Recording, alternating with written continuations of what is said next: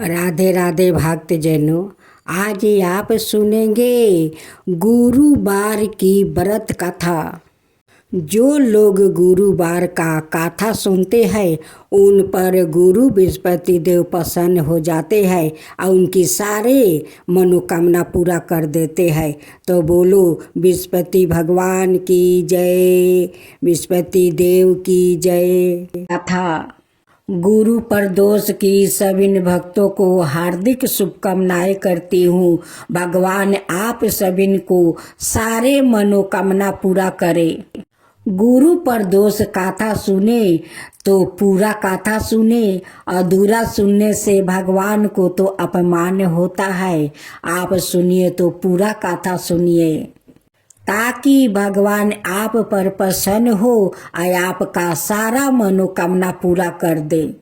तो बोले बृहस्पति देव की जय, गुरुदेव की जय, भोलेनाथ की जय, माता पार्वती। राधे मेरे प्यारे भक्तजनों, आज आप सुनेंगे गुरुवार की प्रदोष व्रत कथा।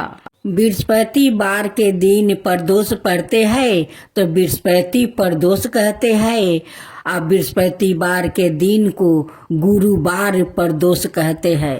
एक बार इंद्र और वृत्रासुर की सेना में घनघोर युद्ध हुआ।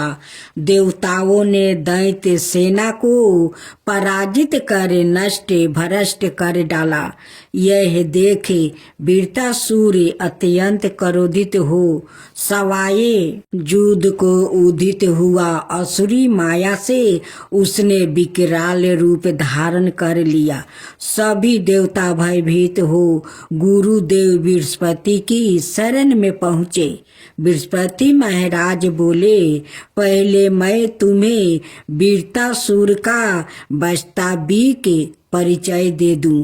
वृत्रासुर 12 तपस्वी और कर्मनिष्ठ है। उसने गंधमदन पर्वत पर घोर तपस्या कर शिव जी को प्रसन्न किया। पूर्वर समय में वो चित्रारथ नाम का राजा था। एक बार वो अपने विमान से कैलाश पर्वत चला गया। वहाँ शिव जी के बावां अंग में माता पार्वती को विराजमान देखा। वो उपहास पूर्वक बोला, हे प्रभु, मोह माया में फंसे होने के कारण हम स्त्रियों के वशीभूति रहते हैं, किंतु देवलोक में ऐसा दृष्टि गोचर नहीं हुआ कि स्त्री आलिंगनबद्ध हो सभा में बैठे। चित्रारथ के यह वचन सुने सर्वव्यापी शिव शंकर हंस कर बोले, हे राजन, मेरा व्यवहारिक दृष्टिकोण पृथक है। मैंने मृत्युदाता कालकूट महाविष का पान किया है, फिर भी तुम साधारण जन की भांति मेरा उपवास उड़ाते हो। माता पार्वती क्रोधित हो चित्रारथ से संबोधित हुई, अरे दुष्ट, तूने सर्वव्यापी परमेश्वर के साथ ही मेरा भी उपवास उड़ाया है। अतः मैं तुझे वो शिक्षा दूंगी कि फिर तू ऐसा संतों के उपहास का दुस्साहस नहीं करेगा। अब तू दैत्य स्वरूप धारण कर विमान से नीचे गिरी। मैं तुझे श्राप देती हूँ। जगदम्बा भवानी के अभिश्राप से चित्रारथ राक्षस योनि को प्राप्ति हो गया। तो साटा नाम का ऋषि के श्रेष्ठ तप से उत्पन्न हो वृत्रासुर बना गुरुदेव बृहस्पति। आगे बोले, वृत्रासुर बालकाय काल से ही शिव भक्त रहा है। अत हे इंद्र, तुम बृहस्पति पर दोष व्रत कर शंकर भगवान को प्रसन्न करो। देवराज ने गुरुदेव की आज्ञा का पालन कर बृहस्पति पर दोष व्रत किया। गुरु पर दोष व्रत के प्रताप से इंद्र ने शीघ्र ही वीरतासुर पर विजय प्राप्ति कर ली और देवलोक में शांति छा गई। तो सब मिलकर बोलो उमापति शंकर भगवान की जय। भक्त जनों, आज बृहस्पतिवार है। आप बृहस्पति भगवान की आज आप लोग कथा सुने। बृहस्पतिवार का जो लोग बृहस्पति देव के श्रद्धा भक्ति से कथा सुनते हैं उस पर बृहस्पति देव प्रसन्न हो जाते हैं। बृहस्पति देव की जय हो, बृहस्पति देव की जय हो। प्राचीन समय की बात है, एक नगर में एक बड़ा व्यापारी रहता है। वो जहाज़ों में माल लाद कर दूसरे शहरों में भेजा करता है। वो जिस प्रकार अधिक धन कमाता है उसी प्रकार जी खोलकर दान भी करता है, परंतु उसकी पत्नी अत्यंत कंजूस है। वो किसी को एक डमरी भी नहीं देने देती है। एक बार सेठ जब दूसरे देश में व्यापार करने गया तो पीछे से बृहस्पति देव ने साधु भेष में उसकी पत्नी से भिक्षा मांगने आई। व्यापारी की पत्नी बृहस्पति देव से बोली, हे साधु महाराज, मैं इस दान और पुण्य से तंग आ गई हूँ। आप कोई उपाय बताइए जिससे मेरा सारा धन नष्ट हो जाए और मैं आराम से रह सकूँ। मैं यह धन लुटाता हुआ नहीं देख सकती। बृहस्पति देव ने कहा, हे देवी, तुम बड़ी विचित्र हो। संतान और धन से कोई दुखी होता है। अगर अधिक धन है तो इसे शुभ कामों में लगाया करो। कुंवारी कन्याओं का विवाह करवाओ, विद्यालय और बाग बगीचा का निर्माण करवाओ। ऐसे पुण्य कार्य करने से तुम्हारा लोक परलोक सार्थक हो सकता है। परंतु साधु की इन बातों से व्यापारी की पत्नी को खुशी नहीं हुई। उसने कहा, मुझे ऐसा धन की आवश्यकता नहीं है जिसे मैं दान दूं। तब बृहस्पति देव बोले, यदि तुम्हारी ऐसी इच्छा है तो तुम एक उपाय करना। 7 बृहस्पतिवार घर को गोबर से लिपना, अपने केश को पीली मिट्टी से धोना, केशों को धोते समय स्नान करना, व्यापारी से हजामत बनाने को कहना, भोजन में मांस मदिरा खाना, कपड़े अपने घर धोना। ऐसे करने से तुम्हारा सारा धन नष्ट हो जाएगा। इतना कहकर बृहस्पति देव अंतर्ध्यान हो गए। व्यापारी की पत्नी ने बृहस्पति देव के कहे अनुसार 7 बृहस्पतिवार वैसा ही करने का निश्चय किया। केवल 3 बृहस्पतिवार बीते थे कि उसी समस्त धन संपत्ति नष्ट हो गई और वो परलोक सिधार गई। जब व्यापारी वापस आया तो उसने देखा कि उसका सब कुछ नष्ट हो चुका है। उस व्यापारी ने अपनी पुत्री को संताना दी और दूसरे नगर में जाकर बस गया। वहाँ वो जंगल से लकड़ी काट कर लाता और शहर में बेचता। इस तरह वो अपना जीवन बिताने लगे। एक दिन उसकी पुत्री ने दही खाने की इच्छा प्रकट की, लेकिन व्यापारी के पास दही खरीदने के पैसा नहीं थे। वो अपनी पुत्री को आश्वासन देकर जंगल में लकड़ी काटने चला गया। वहाँ एक वृक्ष के नीचे बैठे अपनी पूर्व दशा पर विचार कर रोने लगा। उस समय बृहस्पति वार था। तभी वहाँ बृहस्पति देव साधु के रूप में सेठ के पास आए और बोले, हे मनुष्य, तू इस जंगल में किस चिंता में बैठा है? तब व्यापारी बोला, हे महाराज, आप सब कुछ जानते हैं। इतना कहकर व्यापारी अपनी कहानी सुनाकर रो पड़ा। बृहस्पति देव बोले, देखो बेटा, तुम्हारी पत्नी ने बृहस्पति देव का अपमान किया है, इसी कारण तुम्हारा यह हाल हुआ है। लेकिन अब तुम किसी प्रकार की चिंता मत करो। तुम गुरुवार के दिन बृहस्पति देव का पाठ करो। 2 पैसे के चने और गुड़ को लेकर जल के लोटे में शक्कर डालकर वो अमृत और प्रसाद अपने परिवार के सदस्यों और कथा सुनने वालों में बांट दो। सवाए भी प्रसाद और चरण मृत लो, भगवान तुम्हारा अवश्य कल्याण करेंगे। साधु की बात सुनकर व्यापारी बोला, महाराज, मुझे तो इतना भी नहीं बचता है कि मैं अपनी पुत्री को दही लाकर दे सकूं। इस पर साधु जी बोले, तुम लकड़ियाँ शहर में बेचने जाना।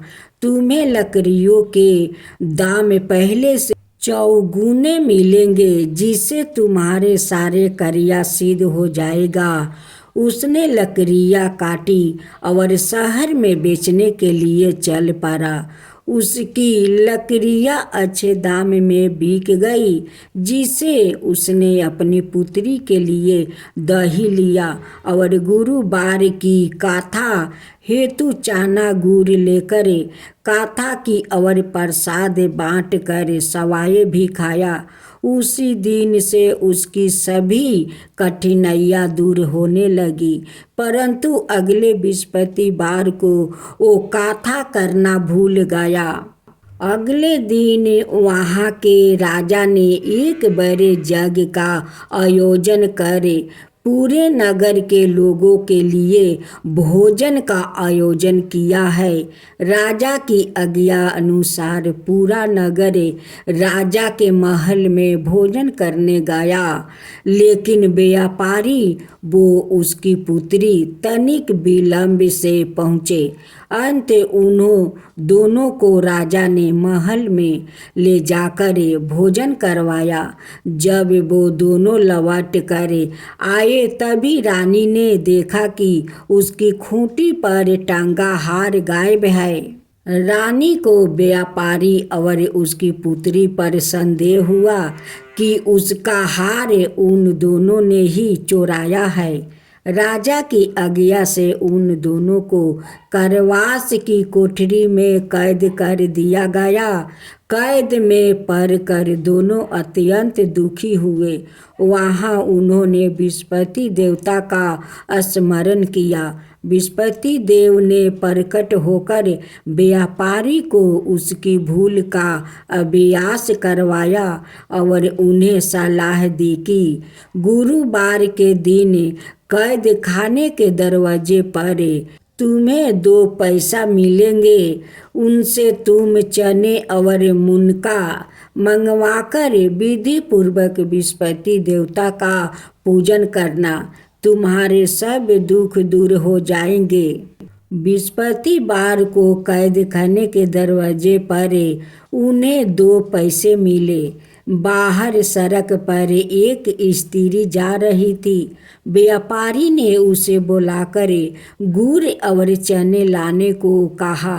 इस पर वो स्त्री बोली, मैं अपनी बहू के लिए गहने लेने जा रही हूँ, मेरे पास समय नहीं है। इतना कहकर वो चली गई। थोड़ी देर बाद वहाँ से एक और स्त्री निकली। व्यापारी ने उसे बुलाकर कहा कि हे बहन, मुझे बृहस्पतिवार की कथा करानी है, तुम मुझे 2 पैसे का गुड़ चना ला दो। बृहस्पति देव का नाम सुनकर वो स्त्री बोली, भाई मैं तुम्हें अभी गुड़ चना लाकर देती हूँ। मेरा एकलौता पुत्र मर गया है, मैं उनके लिए कफन लेने जा रही थी, लेकिन मैं पहले तुम्हारा काम करूँगी, उसके बाद अपने पुत्र के लिए कफन लाऊंगी। वो स्त्री बाजार से व्यापारी के लिए गुड़ चना ले आई और सवाए भी बृहस्पति देव की कथा सुनी। कथा के समाप्त होने पर वो स्त्री कफन लेकर अपने घर गई। घर पर लोग उसके पुत्र की लाश को राम नाम सत्य है कहते हुए शमशान ले जाने की तैयारी कर रहे थे। स्त्री बोली, मुझे अपने बेटे का मुख देख लेने दो। अपने पुत्र का मुख देखकर उस स्त्री ने उसके मुंह में प्रसाद और चरणामृत डाल दिया। प्रसाद और चरणामृत के प्रभाव से वो पुनर्जीवित हो गया। पहली स्त्री जिसने बृहस्पति देव का निरादर किया था, वो जब अपने पुत्र के विवाह हेतु पुत्र वधू के लिए गहने लेकर लौटी और जैसे ही उसका पुत्र घोड़ी पर बैठकर निकला, वैसे ही घोड़ी ने ऐसी उछाल मारी कि वो घोड़ी से गिरकर मर गया। यह देख स्त्री रो रो कर बृहस्पति देव से क्षमा याचना करने लगी। उस स्त्री की मिनती से बृहस्पति देव साधु भेष में वहाँ पहुंचकर कहने लगे, देवी तुम्हें अधिक विलाप करने की आवश्यकता नहीं है। यह बृहस्पति देव का अनादर करने का कारण हुआ है। तुम वापस जाकर मेरे भक्त से क्षमा मांगकर कथा सुनो, तब ही तुम्हारी मनोकामना पूरी होगी। जेल में जाकर उस स्त्री ने व्यापारी से माफ़ी मांगी और कथा सुनी। कथा के उपरांत वो प्रसाद और चरणामृत लेकर अपने घर वापस गई। घर आकर उसने चरणामृत अपने मृत्यु पुत्र के मुख में डाली। चरणामृत के प्रभाव से उसका पुत्र भी जीवित हो उठा। उसी रात बृहस्पति देव राजा के सपने में आया और बोले, हे राजन, तुम जिस व्यापारी और उसके पुत्री को जेल में कैद कर रखा है वो बिल्कुल निर्दोष है। तुम्हारी रानी का हार वही खूंटी पर टांगा है। दिन निकला तो राजा रानी ने हार खूंटी पर लटका हुआ देखकर राजा ने उस व्यापारी और उसकी पुत्री को रिहा कर दिया और उन्हें आधे राज्य देकर उसकी पुत्री का विवाह ऊंचे कुल में करवाकर दहेज में हीरे जवाहरात दिया। ओम जय बृहस्पति देवा, जय बृहस्पति देवा, छिन छिन भोग लगाऊं के दली फल मेवा। ओम जय बृहस्पति देवा, जय बृहस्पति देवा। तुम पुराण परिमतिमा तुम अंतर्यामी, जगत पिता जगदीश्वर तुम ही सबके स्वामी। ओम जय बृहस्पति देवा, जय बृहस्पति देवा। चरणामृत निज निर्मल सबके पातक हरता सकल मनोरथ दायक कृपा करो भक्तो ओम जय विष्णुपति देवा जय विष्णुपति देवा। तन मन धन अर्पण कर जो जन शरण पारे प्रभु प्रकट तब हो करे आकर दुआरे खरे ओम जय विष्णुपति देवा जय विष्णुपति देवा। दीन दयाल दया निधि भक्तन हितकारी पापी दोष सब हरता भाव बंधन हारी ओम जय विष्णुपति देवा जय विष्णुपति देवा। सकल मनोरथ दायक सब संशय हरो विषय विकार मिटाओ संतन सुखकारी ओम जय विष्णुपति देवा जय विष्णुपति देवा। जो कोई आरती तेरी प्रेम सहित गावे जेठाय नंदय नंदन कर सो निश्चय पावे ओम जय विष्णुपति देवा जय विष्णुपति देवा।